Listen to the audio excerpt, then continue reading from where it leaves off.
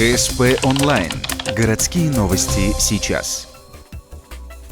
Среда, 10:30, детский сад номер 14. Конкурс «Маленький исследователь». В Ухте его проводят уже 5-й год именно в этом детском учреждении на опорно-методической площадке по исследовательскому направлению. В рамках новых стандартов первые шаги в науку подрастающее поколение делают уже в дошкольном возрасте. В дошкольном возрасте как раз и возникают первые вопросы, на которые хочется детям найти ответы. Поэтому они подключают педагогов, подключают родителей и вместе с ними пытаются найти на свои вопросы ответы.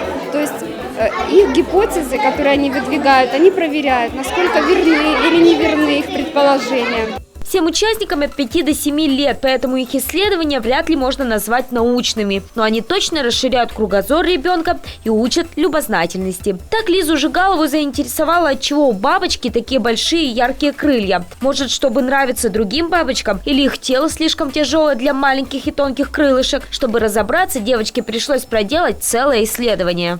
Чтобы ответить на эти вопросы, я решила поговорить со взрослыми, почитать энциклопедии про бабочек, почитать книги о насекомых, сходить на выставку живых бабочек, найти информацию в интернете, посмотреть телепередачи о насекомых.